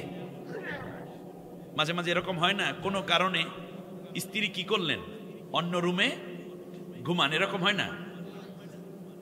স্বামী ঘুমাই রয়েছে সামনের রুমে, স্ত্রী বাচ্চা নিয়ে ভিতরের রুমে ঘুমাই রয়েছে, স্বামী জানেই না। অথবা তাদের বেডরুম যেটা আছে মাস্টার বেড, সেখানে না ঘুমাইয়া বউ কোন রকম একটু রাগ কইরা অন্য রুমের মধ্যে যাই ঘুমাই রয়েছে।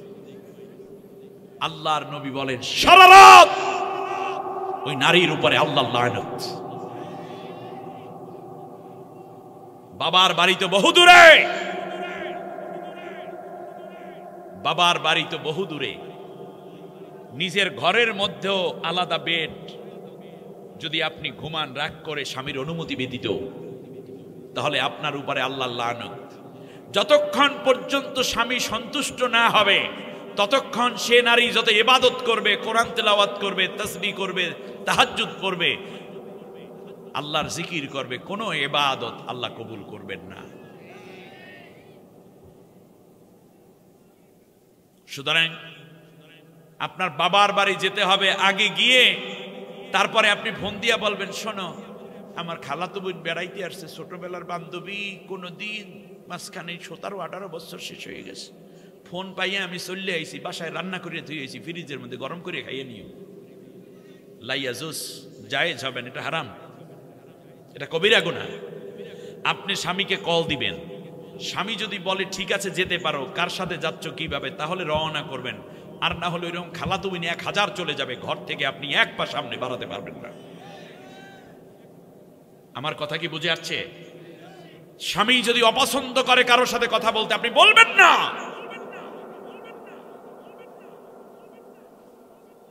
আপনার স্বামী আপনার সবচেয়ে শ্রেষ্ঠতম নেয়ামত, আপনার জান্নাতের উৎস।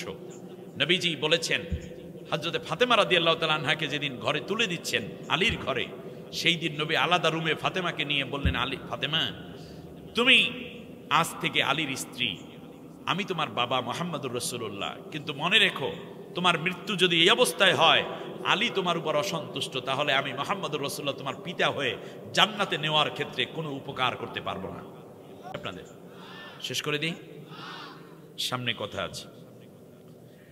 আল্লাহ রাব্বুল আলামিন বলেন, শোনো, ওয়া আরসালনাহু ইলা মিআতি আলফিন আও ইয়াজিদুন। আমি আল্লাহ এবার ডাক দিয়ে ইউনুসকে বললাম, যখন ইউনুস সুস্থ হয়ে উঠল, ইউনুসকে ডাক দিয়া বললাম, ইউনুস রে, তুমি এবার তোমার জাতির কাছে চলে যাও। 6 মাস 40 দিন পর, কথা বলেন কয়দিন পর? 40 দিন পর এবার রওনা করলেন।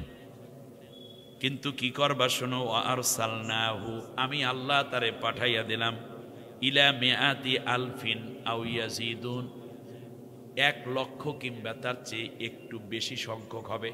অর্থাৎ ইরাকের নিনোয়া প্রদেশে তখন লোকের সংখ্যা 1 লাখের কিছু বেশি ছিল। মিয়াতা আলফিন মানে 100,000, 100,000 কত হয়? 1 লাখ, এর চেয়ে আর কিছু বেশি হবে। আল্লাহ তাআলা বললেন, শোনো, প্রত্যেকের কাছে গিয়ে বলবে, ভাই আমার পালাইয়া যাওয়া ঠিক হয় নাই, তোমাদেরকে আমি বহুত ক্ষতি করে ফেলাইছি, তোমরা ঈমান আনার জন্য আসছিলা, কিন্তু আমি ছিলাম না, গজব তো আইসেই গেছিল, তোমরা শেষ হয়ে যেতে, অতএব আমারে মাফ করে দিও, এখন তোমরা ঈমান আনো। তখন দেখবা সবাই তোমার হাতে ঈমান আনবে। 1 লাখ লোকের কাছে ইউনুস পয়গম্বরকে আল্লাহ 200 200 বছরের চেয়ে বেশি হায়াত দান করেছিলেন। এই জন্য সময়টা এখানে লেগে গেছিল। প্রত্যেক ধরে ধরে কতজন? 1 লাখের বেশি। কিন্তু আপনি যে অন্যায় করে চলে গেছেন, 18 কোটি মানুষের কাছে আইসা মাপ চাইতে, তাতে সময় লাগবে 18 কোটি। প্রত্যেকের যদি 5 মিনিট করেও সময় দেয়, তাহলে হায়াত তার পাইতে হবে 957 বছর।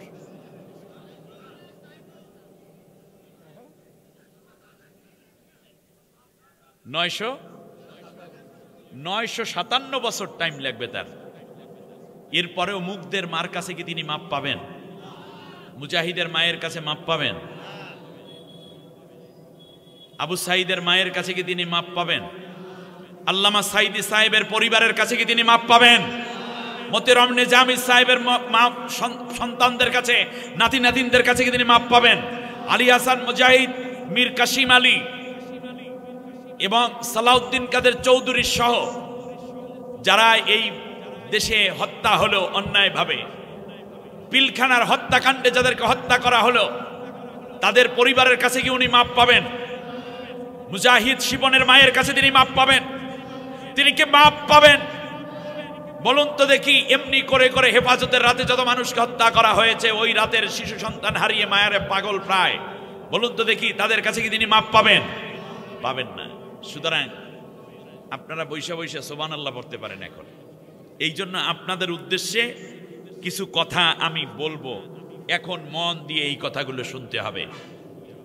আমরা তো এই লোকদেরকে, যারা মুসলমান মুসলিম ভুল করে ওই নাস্তিক্যবাদী দলটা করেছে, তার কারণ ধর্মনিরপেক্ষ মতবাদ একটি নাস্তিক্য মতবাদ, ইসলাম বিরোধী মতবাদ, দ্বীনহীন এবং বিধর্মী একটি কুফরি মতবাদ। চিরন্তন সত্য কথা এটা, ঠিক কিনা বলেন? এটা কোনো মুসলমান যদি এই ধর্মনিরপেক্ষ মতবাদ করে, সেকুলারিস্ট হয়, তাহলে এই ব্যক্তি ঈমান নিয়ে মরতে পারবে না, পারবে না, পারবে না। আল্লাহ কোরআনে বলছেন উলাইকা হুমুল কাফিরুনা হাক্কা, এরা হচ্ছে নির্ভেজাল কাফের। কারণ ইয়াকুলুনা নুমিনু বিবাদিন ওয়া নাকফুরু বিবাদ ওয়া ইয়াত্তাখিযুনা বাইনা যালিকা সাবিলা, তারা ইসলামের কিছু মানে আবার কাফেরের কিছু মানে, আর মাঝখান থেকে তারা ইসলাম এবং কুফরি শক্তির মতবাদ মিলাইয়া একটা হালুয়া মার্কা দিন তারা ব্যবস্থা কায়েম করে নেয়। একটা আল্ট্রা মডার্ন মুসলিম হিসাবে নিজেদেরকে দাবি করে। আমি আল্লাহ বলছি, তারাই হচ্ছে নির্ভেজাল কাফের। হয়তো মোমেন নয়তো কাফের, মাঝখানে কোনো পথ নাই, নিরপেক্ষ কোনো কথা নাই। আমরা হয়তো মোমেন, না হয় কাফের, আমরা কেউ নিরপেক্ষ না, ঠিক না বলেন? ধর্মীয় ব্যাপারে আমরা অনুসারী নাকি নিরপেক্ষ? আমরা ধর্মের অনুসারী। বলেন আমরা ধর্মের অনুসারী। আল্লাহ রাব্বুল আলামিন বলেন, শোনো, ফাআমানু ফামাত্তা'নাহুম ইলা হিন। আমি আল্লাহ কি করলাম? পরবর্তীতে আমার ইউনুসের হাতে হাত রেখে যখন তারা ঈমান গ্রহণ করা শুরু করলো, আমি আল্লাহ জাতির উপর থেকে গজবও উঠাইয়ে নিলাম, আবার আমি পরকালে জান্নাতেরও ফয়সালা করে দিলাম। আমার ইউনুসকেও মাফ করে দিলাম, জাতিকেও মাফ করে দিলাম। সুবহানাল্লাহ বলেন। এবার আল্লাহ রাব্বুল আলামিন বলেন, শোনো, ফালাউলা কানাত ক্বরিয়াতুন আমানাত ফানাফাআহা ঈমানুহা ইল্লা কওমা ইউনুস। আল্লাহু আকবার। আল্লাহ রাব্বুল আলামিন বলেন সূরা আম্বিয়ার মধ্যে, আমার ইউনুস এর জাতির লোকেরা যখন ইউনুসকে ছাড়াই যখন দেখতে পেল ইউনুস বাড়িতে নাই, জাতির লোকেরা মাথা নিচু করে হাত দুইটা উঁচু করে বলল, রব্বুল আলামিন, আমাদের নবী তো নাই, তাতে কি হয়েছে? তুমি আমাদের ঈমানটা কবুল করে নাও। সুবহানাল্লাহ। নবী ছাড়া তো আমি ঈমান গ্রহণ করতাম না, কবুল করতাম না, কিন্তু কেবলমাত্র ইউনুসের অনুসারী যারা, তাদের বিষয়টাকে আমি কনসিডারের মধ্যে রেখেছি। সুবহানাল্লাহ বলেন। তাহলে বোঝা যায়, নবীও যদি পালাইয়া যায়, তার অনুসারী উম্মতেরা যদি আল্লাহর উপর বিশ্বাস করে, তাহলে ওই জাতির লোকদেরকে হেফাজত করার দায়িত্ব কে নেন? আপনাদের নেত্রী নাই, তাতে কি হয়েছে? দুর্নীতিবাজরা পালিয়ে গেছে, তাতে কি হয়েছে? আপনি আমার মোমেন ভাই, আপনি আমার বোন, আপনি নামাজ পড়েন, আপনি রোজা রাখেন, আপনি হজ করেন, না বুঝে আপনি এই অন্যায়কারীদের সাথে ছিলেন, তাতে অসুবিধা নাই। আল্লাহ আপনাকে কনসিডার করার ঘোষণা দিয়েছেন। আমার দেশের সাধারণ ভ্যান চালক অনেক ভাইয়েরা আছেন না, ওই পালাতক দলটা করে, ছোট ছোট দোকান দেয়, আছে না নাই? পুলিশের মধ্যে আছে না নাই? র্যাবের মধ্যে আছে না? গোয়েন্দার মধ্যে আছে না? ডিবিডিএস এর মধ্যে আছে না? সেনাবাহিনী, নৌবাহিনী, বিমান বাহিনীর মধ্যে আছে না? অনেক নারীরা আছে না? শিক্ষকদের মধ্যে আছে না? যেহেতু পালাইয়া গেছে, এই মুহূর্তে আপনাদের কি করণীয়? আল্লাহ তাআলা বলছেন, আমার ইউনুস পালাইয়া গেছে, তারপরেও তো আমি এই বান্দাদেরকে ছেড়ে দেই নাই, গজব দিয়ে শেষ করি নাই। সুবহানাল্লাহ পড়বেন না আপনারা? আর আপনার নেত্রী পালাইছে, তাতে হয়েছেটা কি? আপনি মন ভাঙা হয়েন না। আল্লাহ আপনার জন্য কি নসিহত করছেন সেইটা শুনেন। আল্লাহ রাব্বুল আলামিন বলেন, ফানাফাআহা ঈমানুহা ইল্লা কওমা ইউনুস। ইউনুসের জাতির লোকদের ঈমানকে আমি আল্লাহ কবুল করেছি, তার কারণ তারা তওবা করেছে। আর কোনোদিন আল্লাহ বিরোধী কাজ করব না, আল্লাহ ছাড়া অন্য কাউকে, কোনো মূর্তিকে সেজদা করব না। কোনোদিন আমাদের জাতির পিতা বানাইয়া যে মূর্তি দিছিল, ওই মূর্তিকেও কোনোদিন সম্মান করব না, ছবিকেও সম্মান করব না। সব সম্মান সেজদা পাওয়ার মালিক একমাত্র কে?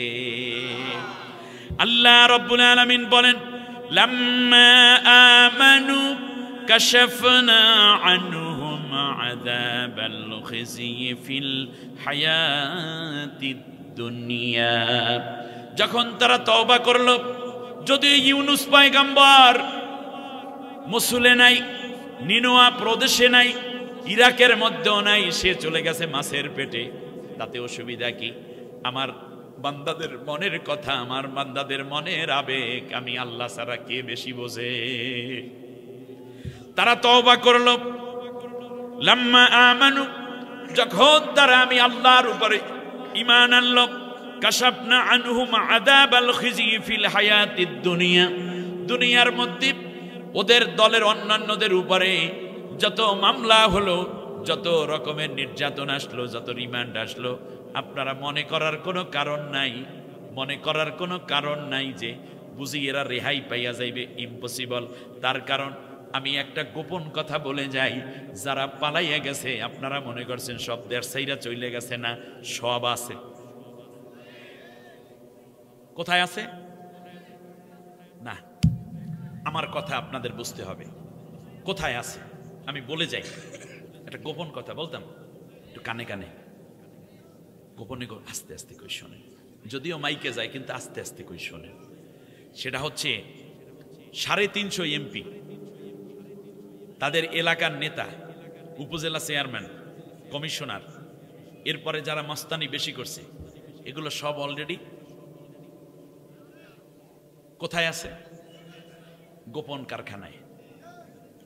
সামনে অল্প কিছুকে দেখায়, ওই যে আমির হোসেন আমু, তারপরে কেডায় কেডায় আইনমন্ত্রী, এরপরে আর কে কে আছে না, ইনু মিনু যা আছে, রাশেদ খান মেনন, এরপরে সালমান এফ রহমান, এদেরকে দেখায়। বেশি দেখাইলে ঝামেলা আছে, তাহলে বহির্বিশ্ব বলবে কি এই মানবাধিকার আবার লঙ্ঘন হইতে আছে। বাকিরা কই? বাকিরা খাসার মধ্যে আছে, রিমান্ড দিয়া, কথা বজে না কি দিয়া, রিমান্ড দিয়া কাকু টাকা বাইর করতে আছে। খালি কয় টাকা কোথায়? ওই যে বলে না যে টাকার কোনো অভাব নেই। কেন কয়? বুদ্ধির অভাব, টাকার অভাব নেই। আমি কিছু তথ্য দিয়ে যাই, লিঙ্ক দিলাম, বাকিটা আপনারা চিন্তা করে নিয়েন। এর মানে হচ্ছে যখন রিমান্ড দেওয়া শুরু করছে তখন তো ডিম দরকার, এই জন্য বাংলাদেশে ডিমের দাম বাড়িয়ে গেছে কিন্তু হঠাৎ। এরপরে যেই ঘটনাটা ঘটছে, তারা যেই তথ্য দেশে, তাতে দেখা যাচ্ছে যে হাজার হাজার কোটি, শত শত কোটি টাকা তারা বিদেশে পাচার করেছে। কাক্কুর কাম মানুষ ধরা না, টাকা ধরা। আর টাকা কিভাবে আদায় করতে হয় ডক্টর ইউনুসকে শিখাইতে যাই না, তাহলে আপনি বড় বোকা মানুষ। উনি মালপানি কিভাবে আদায় করতে হয় ওগুলো জিনিস ভালো জানে। এরপরে শোনেন, দেখলো যে ইউরোপে বেশি টাকা ঢুকছে, এই জন্য ইউরোপীয় ইউনিয়নের 17টা দেশের রাষ্ট্রদূতদেরকে এনে বাংলাদেশে, যা বিশ্বে আর কেউ পারে নাই, এটা কাকু পারছে। কাকু এই 17 জনকে খাওয়ন দাওয়ন দিয়ে বলছে তোমাদের এই এই ব্যাংকে এই নামে পাসওয়ার্ড এত, অ্যাকাউন্ট নাম্বার এত, খবর নিয়ে দেখো। তারা ওখানে বসেই খবর নেছে এই এই নামে এত এত টাকা আছে, যা বাংলাদেশ থেকে এরা পাচার করিয়া তোমার দেশে পাঠাইছে, সব টাকা ফেরত দিতে হইবে। সাথে সাথে ইউরোপীয় ইউনিয়নের সবাই বলল, স্যার আপনি আমাদের মুরব্বী, আপনি টাকা ফেরত চান, আপনাদেরকে সর্বোচ্চ সহযোগিতা আমরা দেব। এই জন্য যাওয়ার সময় বলছে এই সরকারকে আমরা সর্বোচ্চ সহযোগী দিতে চাই। কি টাকা দিয়া না, বরং আমার দেশের টাকা যা আছে ওইগুলো ফেরত আনানের সহযোগিতা করার মাধ্যমে। এত ঝামেলার মধ্যেও চাচায় 4,000 কোটি টাকা বিদেশি ঋণ পরিশোধ করছে। জাপান, চীন, আমেরিকা, কানাডা, এরপরে ভারত, এদের সবাইকে বইলা দিছে যে এত কিছু দরকার নাই, তোমরা আমাদের বাংলাদেশের কাছে কত হাজার কোটি টাকা পাবা সেইটা একসাথে লিস্ট দাও। ওই যে কিস্তিতে কিস্তিতে 100 বছর পয়সা দেব, 20 বছর পয়সা দেব, 50 বছরে দেব, এই টাকা আস্তে আস্তে সুদও হইবে, মূলধনও কাটবে, এত দিয়ে পারবো না, একসাথে হিসাব দাও কত কোটি ডলার পাবা, আমরা একসাথে পরিশোধ করে দেব। তার কারণ চাচায় হিসাব করে দেখছে ওই দেশে যেই টাকা পাচার করছে এই দেশে যা ঋণ আছে মোটামুটি দিয়ে টিয়া দিলে আমাদের কোনো ঋণ টিন থাকে না।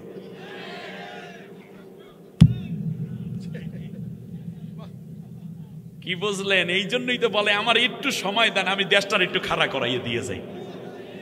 কিন্তু আমাদের দেশে অনেক রাজনীতিবিদরা এই সময়টুকু দিতে রাজি না। না, একটু সময় দিতে হবে। 18 বছর গেছে, কমপক্ষে 18 মাস যাও, এরপরেই না কথা বলা শুরু করার কথা। কিন্তু এত তাড়াতাড়ি গায়ে জ্বর উঠলে কেন, চুলকানি কেন? একটু ধৈর্য ধরতেই হবে, ঠিক কিনা কান? আমার কাছে আশ্চর্য লাগে 18টা বছর পর্যন্ত একটানা যেই দলগুলো নির্যাতিত হলো, নেতা নেত্রীকে এইভাবে হারালো, এমন করে মিথ্যা মামলা খাইলো, পিট্টি খাইলো, জেলে গেল, এমন তো ছাড়া কেউই নেই, কোনো দল নাই বিরোধী দল। তাহলে হঠাৎ করে তারা আবার নতুন করে মনে হয় যেন কাল্লুই প্রধানমন্ত্রী হইয়া বসে গেছে, একটা ভাব লইছে। আগের কথা এত ভুলে গেলেন কেন?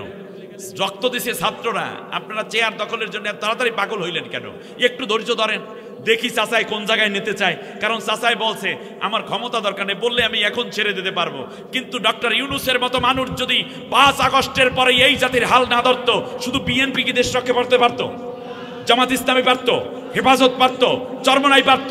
এখনো ডক্টর ইউনূস মাইনাস হলে থাপ্পড় মেরে দেশটা নিয়ে যাবে ওই আমার দেশের পাশের দাদারা, ঠিক কিনা বলেন? আমি ডক্টর ইউনূসের পক্ষে কথা বলার জন্য না, কিন্তু একটু শক্ত হওয়ার জন্য সময় দিতে হবে। গোটা দুনিয়া ইউনূসকে চেনে, আপনারা কয়জনে চিনেবে আন্দাজি? খালি পল্টনে মিছিল করে আর 3টা গরম বক্তব্য দেয়, মনে হয় যেন দেশ ফাটাই ফেলাইবে। এর মানে চোরের টাকা ডাকাতে নিয়ে আসবে।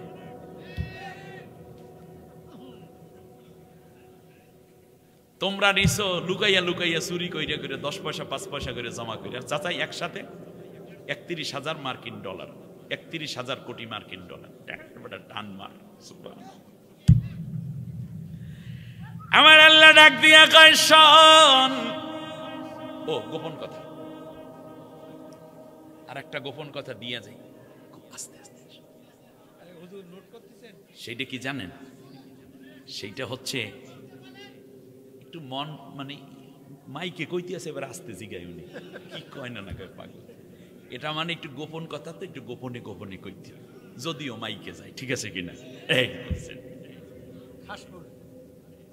এখন মূল বিষয় হচ্ছে ইউনিয়ন, গ্রামে মহল্লায় যেই যেই নেতারা ছিলেন না, কমিটি একটা করে ছিল না, একেবারে গ্রাম কমিটি হইতে শুরু করে শহর, নগর, মহানগর, সব কমিটির নাম অলরেডি গোয়েন্দাদের হাতে।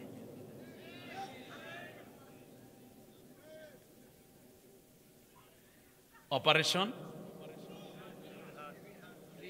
ডেভিল হান্ট, ডেভিল হান্ট, যেটা মনে রাখবেন। একটা কথা বলি, আরেকটা গোপন কথা কইয়া যায়,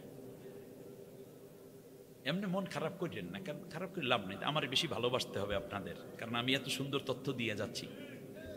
সেটা হচ্ছে এর মধ্যে কিন্তু আপনার নামও থাকতে পারে। আরেকটা মজার ব্যাপার বলবো, সেইটা হচ্ছে এই তথ্য জোগাড়ের জন্য চাচায় স্বরাষ্ট্র মন্ত্রণালয়, তথ্য মন্ত্রণালয় যে দায়িত্ব দিয়েছে, আইন মন্ত্রণালয়, সেটা জামাতের লোকও না, শিবিরের লোকও না, বিএনপির লোকও না, আগের কোনো কর্মকর্তা কর্মচারীও না। এটা একটা ভিন্ন স্পেশাল বাহিনী, যারা খালি অন্যায়কে ধরতে জানে আর ছাড়তে জানে না। অলরেডি পুলিশ, র্যাব, ডিবি, সেনা বিভিন্ন এলাকায় এলাকায় ঢুকতেছে। কি মনে করছেন ওরা খালি ফুলের ঘেরান নিয়ে চলে যাইবে নাকি? এই চিন্তা কইরেন না।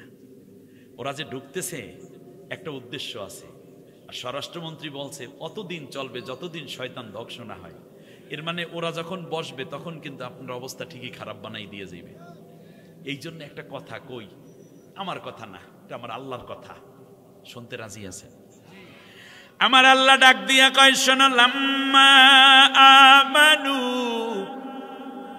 কাশাফনা আনহুম আযাবাল খিজি ফিল হায়াতিদ দুনিয়া। যখন তওবা করলো ইউনুসের জাতির লোকেরা, আর যখন আমার কাছে বলল, আল্লাহ তুমি আমারে মাফ করে দাও, আমরা তোমার সব আইন কানুন বিধিবিধান মেনে নেব, এই কারণে আমি আল্লাহ রব্বুল আলামিন দুনিয়ার জীবনে যত ঝামেলা হওয়ার সম্ভাবনা, সব সমস্যা থেকে আমি আল্লাহ তাদেরকে বাঁচাইয়া দিয়েছি। ওয়ামাত্তা'নাহুম ইলা হিন। শুধু দুনিয়ায় ঝামেলা মুক্ত রাখবো না, বরং আমি আল্লাহ কিয়ামতের দিন এই মানুষগুলাকে জান্নাতি বানাইয়া দেব। অতএব এলাকার ছোটখাটো নেতা যারা আছেন, সামান্য সামান্য উপায় একটাই, সেটা হচ্ছে আল্লাহর কোরআনের আইনের দিকে চলে আসতে হবে, ইসলামী দলের দিকে ঝুঁকতে হবে। আর কোনো দরকার নাই অন্য ডাইন বামের দিকে তাকানোর দরকার নেই, ডাইরেক্ট কোরআনের দিকে ঢুকে পারেন। আল্লাহর কোরআন, আল্লাহর আইন, আল্লাহর বিধান, এই জমিন আল্লাহর, আমি আল্লাহর গোলাম, এখানে আল্লাহর আইন মানবো। আপনার বক্তব্য ঠিক থাকবে, আপনার এনার্জি ঠিক থাকবে, আপনার রাজনীতি ঠিক থাকবে, কিন্তু রাজনীতিটা এখন হবে আল্লাহর কোরআনের রাজনীতি হতে হবে, ঠিক কিনা বলেন? ওমরের মতো হয়ে যান, ওমরের মতো হয়ে যান, ওমরের মতো। পুরা ইসলাম বিরোধী ছিল, কালেমা পড়ার পর পুরা ইসলামের দিকে ধাবিত হয়েছে। আল্লাহ তাআলা তার সম্মানও দিয়েছেন দুনিয়ার বুকে অর্ধেক পৃথিবীর শাসক। আর মরার আগেই আল্লাহ বেহেশতের সার্টিফিকেটটা ধরাই দিলেন। আল্লাহ তাআলা এজন্য বলছেন, শোনো, আমি আল্লাহ কাশাফনা আনহুম আযাবাল খিজি ফিল হায়াতিদ দুনিয়া। দুনিয়ার যত ঝামেলা আছে এগুলো থেকে আমি তাদের হেফাজত করব। কোন দিকে যাইতে হবে তাহলে? নেত্রী চলে গেছে, আপনারা এখন কোন দিকে ফেরবেন? কি বলেন, কোন দিকে? আমানু কাশাফনা, তাহলে কোরআনের উপরে ঈমান আনুন, আল্লাহর উপরে ঈমান এনে আগের সমস্ত নীতি আদর্শ সব বাদ দিয়ে, স্লোগান টোলোগান সব বাদ দিয়ে, আপা আপা বাদ দিয়ে, সব তওবা কইরা আল্লাহর কোরআন বিজয়ের জন্য একটা কাজ করেন। দুনিয়ার বিপদ থেকেও বাঁচবেন, আখিরাতের জাহান্নাম থেকেও বাঁচতে পারবেন। আমরা কি এই কাজগুলো করে আল্লাহর কোরআনের দিকে যেতে সবাই রাজি আছি? যারা যারা রাজি তারা দুইটা হাত উঁচু করে আল্লাহকে দেখান।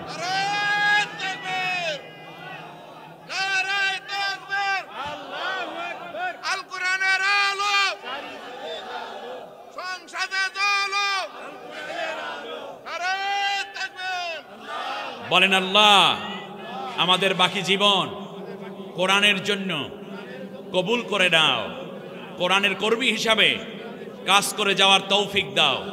কোনো মতবাদ নাই, কেবল কোরআনের আইন আমরা চাই। বলেন আমিন, আরো জোরে বলেন আমিন, আর একটু জোরে আমিন। ইয়া রব্বাল আলামিন। সম্মানিত ভাইয়েরা, সোজা ফিরে আসতে হবে কোরআনের দিকে। ক্লিয়ার? কোনো ভেজাল আছে? বুঝতে অসুবিধা? আমার আল্লাহ ডাক দিয়ে কয়, শুধুমাত্র দুনিয়ার ঝামেলা থেকেই তোমাদেরকে বাঁচাবো না, বরং পরকালের মহা মুসিবত থেকেও আমি আল্লাহ তোমাদেরকে বাঁচাইয়া দেব। আলোচনার প্রথম পর্ব শেষ। তাহলে এখন কই যাইবেন? এই নিদর্শনটা বলি, 10 মিনিটে কথা ক্লিয়ার, ঠিক আছে কিনা? অসুবিধা হচ্ছে না তো? ভালো হইতে হবে, ভালো হওয়ার মতো, ঠিক আছে কিনা? দুনিয়া আখিরাত দুইটা ভালো হবে, বলেন ইনশাআল্লাহ। রাব্বুল আলামিন বলেন, এই রকম একটি পালাতক সরকার যখন কোন রাষ্ট্রে থাকে, সেই রাষ্ট্রের ব্যাপারে আমি আল্লাহ রাব্বুল আলামিন কিছু সিদ্ধান্ত গ্রহণ করি। বলুন মারহাবা। ওয়ানুরিদু আন্নামুন্না আলাল্লাযীনা ইসতুদঈফু ফিল আরদি ওয়া নাজআলাহুম আইম্মাতাও ওয়া নাজআলাহুমুল ওয়ারিসিন ونمكن لهم في الأرض ونري فرعون وهامان وجنودهما منهم ما كانوا يحذرون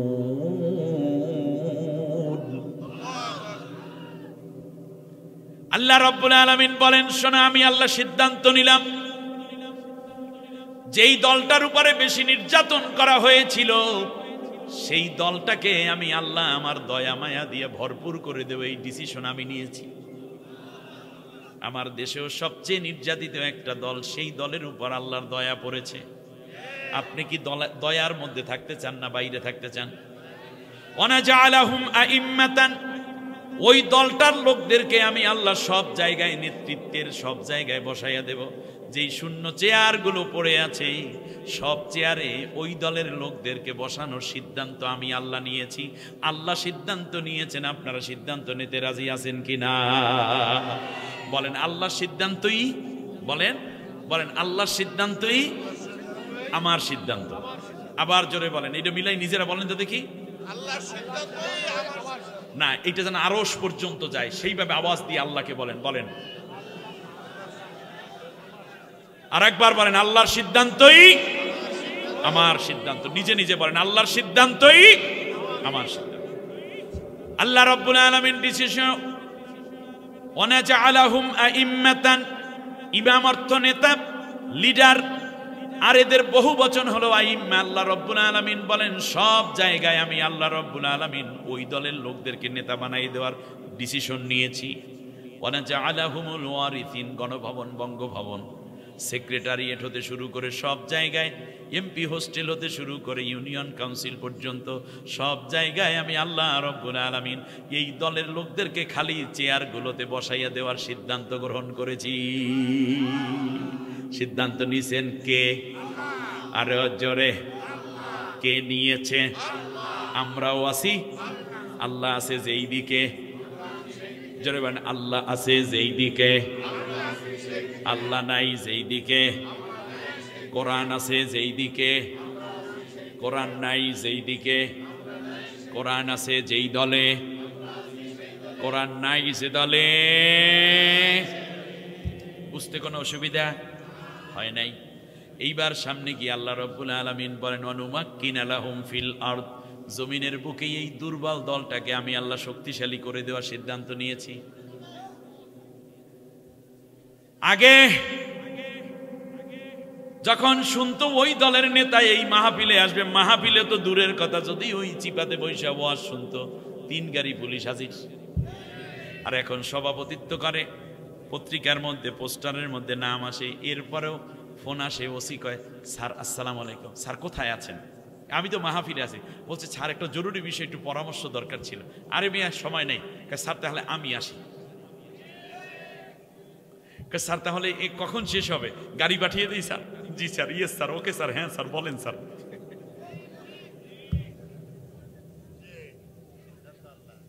ওয়ানুমাক্কিনা লাহুম ফিল আরদ, এই লোকটাই 5 আগস্টের আগে বাড়িতে ঘুমাইতে পারে নাই। অমুক বাড়ির স্কুলের পিছনে, অমুক খালাতো ভাইয়ের বাড়িতে, অমুক বনে জঙ্গলের মধ্যে, অমুক খেরকুটার মধ্যে, ধানের মধ্যে। আমার কথা কি বুঝে আসছে? আর এখন কি ওনাদেরকে ছাড়া চলা যায় না। এখনই ফোন দেয়, বাবা আমি তো জানো তুমি, আমি যে ওই যে কালাকোটা লাগো ই করতাম ইউনিয়ন সেক্রেটারি, আমি আমরা দায়িত্ব পালন করিনি, কিন্তু আর কি এই আর কি এই বাবা, এরপরেও কি যে মুশকিলে আসি কি না কি হয় বাবা, আমি একটু বাজারে যাইতে চাই, অনেক ঝামেলা টামেলা হয় না। আচ্ছা ঠিক আছে চাচা একটু রাখেন, আমি খবর নিয়ে দেখি ওখানে ঝামেলা আছে কিনা। 10 মিনিট পর আবার বাবা বাজারে যাবো, তাই শুরু হয়ে গেছে বাবা বাবা ইয়া বানা আবার বাবা বাবা। এই ভয় সৃষ্টি করে দিয়েছেন কে? আর এদের বক্ষটা প্রশস্ত করে নিয়েছেন কে? অনুমাক্কিনা লাহুম ফিল, আমি আল্লাহ জমিনে ওদের শক্তিশালী করে দেব। এর মানে বাংলাদেশের মুসলমানরা শক্তিশালী হবে, বাংলাদেশে কোরআনের দল শক্তিশালী হবে, আগামীর পার্লামেন্ট আল্লাহর কোরআনের পার্লামেন্ট হবে। যারা চান তারা 2টা হাত উঁচু করে আল্লাহকে দেখাও, নারায়ে তাকবীর। আল কোরআনের আলো, সব দল দেখা শেষ, আল কোরআনের বাংলাদেশ। আল্লাহ তুমি কবুল করো, কোরআন যত আমরা উচ্চতায় নিতে পারবো আমাদের শক্তিমত্তা বাড়িয়ে দিবেন কে? আল্লাহ তুমি আমাদেরকে মাফ করে দাও, আল্লাহ তুমি আমাদের কবুল করো। সুতরাং এলোমেলো আর হইয়েন না, এবার ডাইরেক্ট ঢুকে পড়েন। অনেক হুজুরেরা আছে, এখন দেখতেছি বিভিন্ন মসজিদের ইমাম সাহেব আগে দালালি করতে ওইদিকে, এখন দালালি আবার মাঝখানে আর একটা শুরু করছে। না, বিভিন্ন মাদ্রাসার প্রিন্সিপাল ওস্তাজ সবাই না, কেউ কেউ এখন আবার দেখা যায় এরপরেও এত নির্যাতন, এত অত্যাচার, লাঞ্ছিত হওয়ার পরেও অনেকে দেখা যায় যে সরাসরি কোরআনের দিকে আসে নাই, মাঝখান থেকে অন্যদিকে আবার দৌড়াইতেছে। আল্লাহ আমাদের এই জাতিকে মাফ করে দিন। অতএব এতটা 18 বছর যেই দল করেছেন ও খাতা পুরো বন্ধ করে ডাস্টবিনে ফেলে দেন, এটা কোনোদিন আর জীবিত হবে না। ইতিহাস সাক্ষী দিচ্ছে, মনে রাখবেন, ইতিহাস সাক্ষ্য দিচ্ছে আগামী ন্যূনতম 100 বছর আপনাকে অপেক্ষা করতে হবে। কারণ আপনার নেত্রী মাপও চায় না, ক্ষমাও চায় না, কিছু না। সে বরং আরো ফেসবুকে এসে লাইভ করতেছে, এক লাইভের চোটে বাবার 32 শেষ, আবার আর একবার লাইভে বাবার কবর শেষ। কি দেশের মানুষ রক্ত দিছে তার ওই ভাষণ শোনার জন্য নাকি? আপনার নেত্রী আপনাকে জাহেল বানিয়েছে, চাঁদাবাজ বানিয়েছে, খুনি বানিয়েছে, দিনের ভোট রাত্রে দিয়ে অন্যের অধিকার হননকারী বানিয়েছে, দর্শনকারী বানিয়েছে। আপনার ইউনিভার্সিটির ছেলেদেরকে হেলমেট বাহিনী অত্যাচারী বানিয়েছে, মাদকসেবী বানিয়েছে, মেয়েদের সাথে থেকে নৈতিক চরিত্র ধ্বংসকারী বানিয়েছে, প্রত্যেকটা অফিসারকে দুর্নীতিবাজ বানিয়ে দিয়েছে। ঠিক কিনা বলে?